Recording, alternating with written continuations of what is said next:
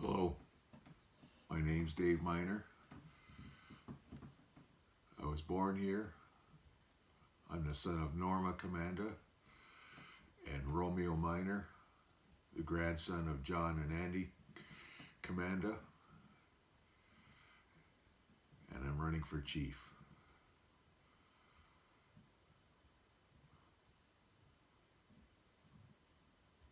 I was asked about 36 years ago to run, and at that time I was obviously much younger and inexperienced, and it wasn't the time. I was asked about 3, 4, 5 years ago again to consider running. The first time was my Uncle Odrick, who died in the service of this community. And my aunt and uncle asked me a few years ago, and I again didn't think it was the proper time and the proper thing to do.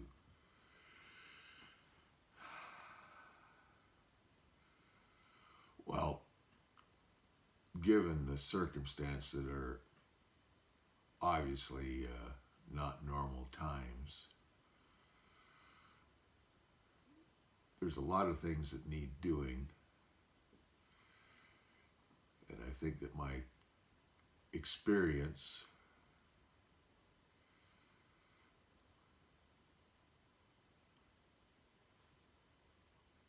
my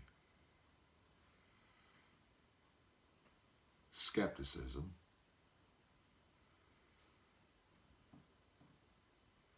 and my way of looking at the world, since I didn't grow up here, might be helpful. There's so many challenges that where do you start? Well,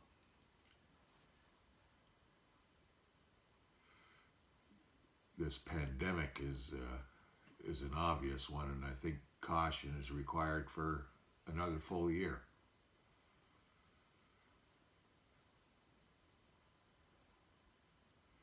And I see an issue looming on the horizon that very few people are talking about.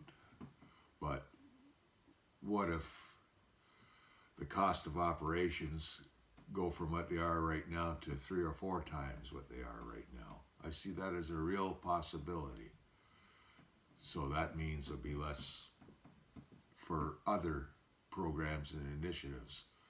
Well, what am I talking about? Well, if Line 5 gets shut down, that means a heck of a lot will be taken out of the Canadian economy, and we're not isolated from all that. As a matter of fact, since we're further away from the population centers, we'll probably end up paying a heck of a lot more because of the transportation costs and so on. So I see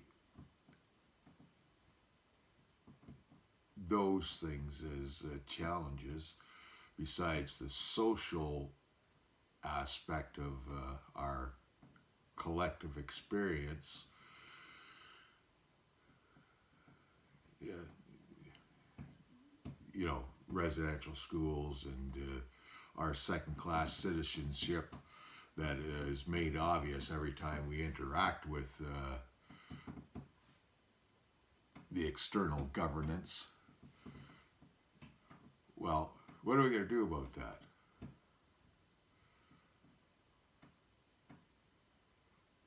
Well, I don't like to waste my time with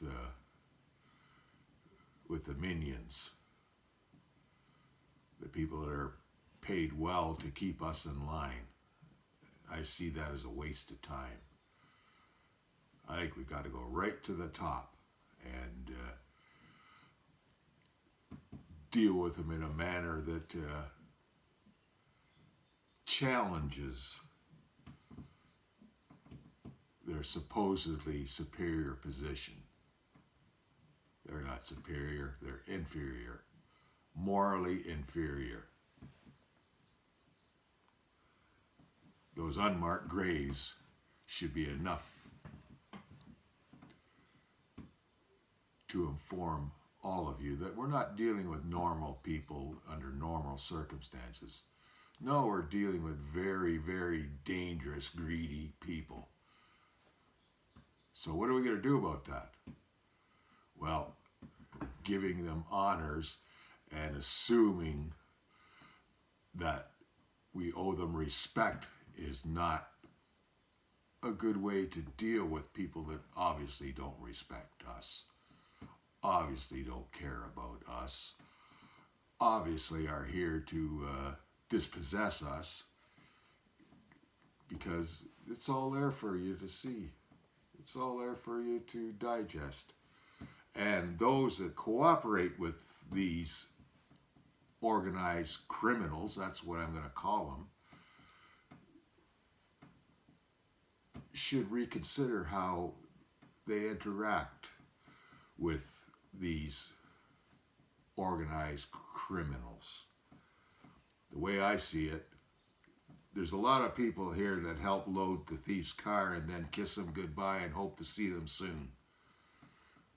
So my candidacy is going to be not one of go along to get along. No, my candidacy is for you to do better, and I will do that all for $1 a year, and I will not accept any other wage or benefit that everybody else is not entitled to. And I am not going to be one of those people that say, okay, this is a perk for me and the rest of you can do without. No. If I'm going to earn money tax-free off the reserve, so should you. I will not accept anything that is not collective, that everybody is entitled to. Because I think what is lacking is a lack of candor, honesty, and, on their part, goodwill.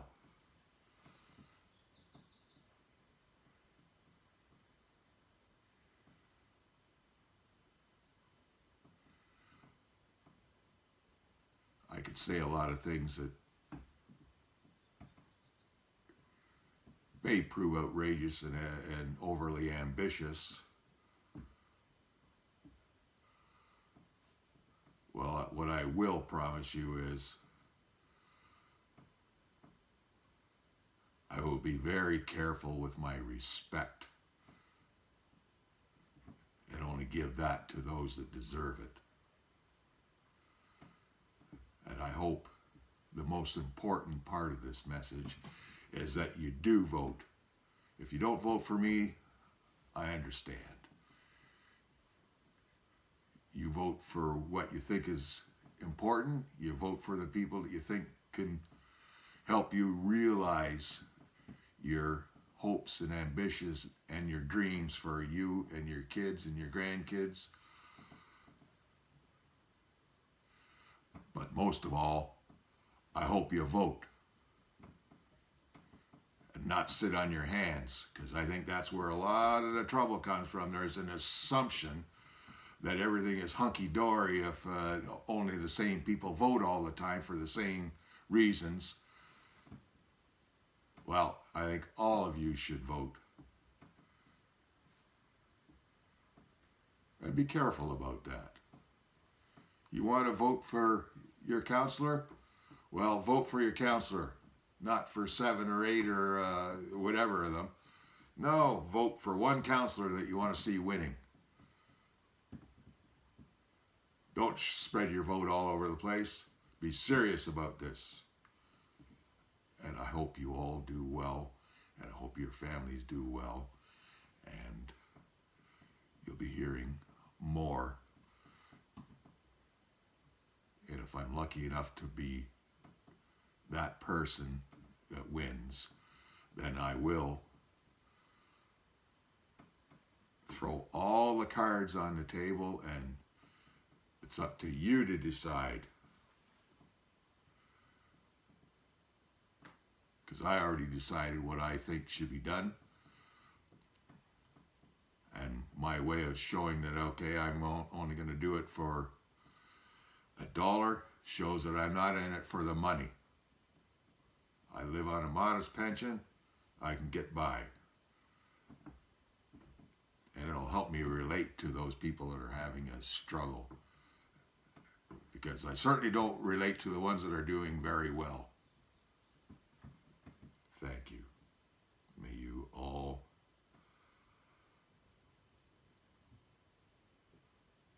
do better.